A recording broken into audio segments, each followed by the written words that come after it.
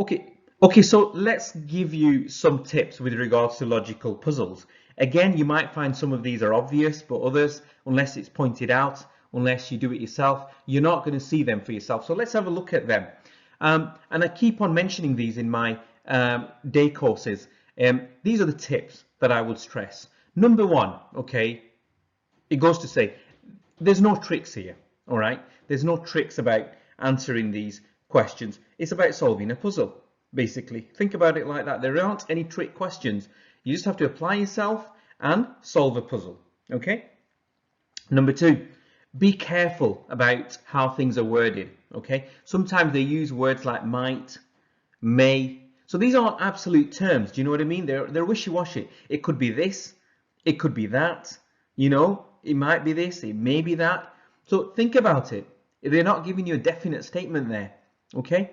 Now, the examiners, right, they won't directly tell you, all right, where something goes. So you have to kind of figure that one out and interpret it accordingly. And if you do that, then the chances are you might get things right. Otherwise, you won't. You'll probably assume wrong. You might not get the gist of what's being asked or what they want you to think about.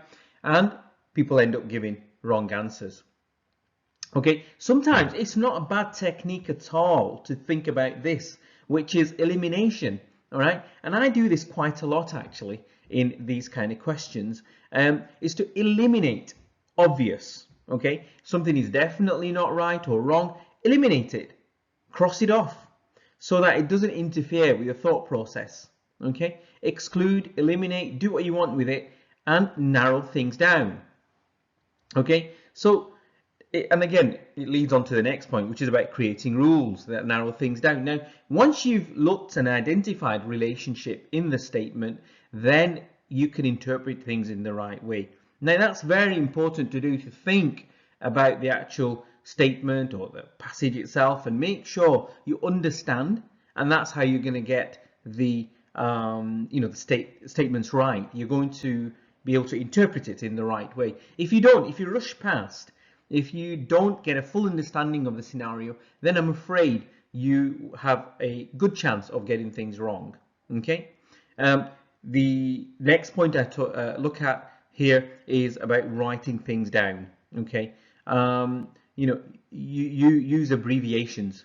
All right, like A for Austin, M for Mark. You know, when they ask you to put things in place, or if they ask you to put things in order, or does this come first or does that come after, you know, use abbreviations, use whatever to make your life easy. Draw pictures, you know, draw lines, draw chains, you know, so that you can pictorially see what you're thinking. Because believe me, when you're under time pressure, you don't always get these things right. Time pressure in itself puts stress on you and you can get things wrong. So yeah, you know, use what's in front of you, use the kind of, you know, the writing board that's in front of you, use the pens, use the markers, and, you know, use it to your advantage, you see.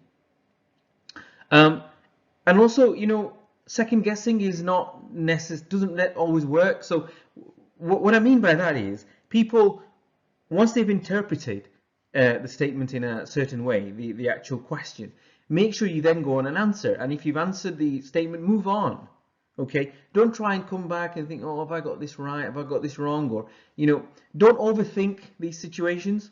All right, and the last but not least is practice, practice, practice. I always say this, right, and I'm not ashamed to say that. Believe me, over the years, the more I've done this, the better I've become at these questions.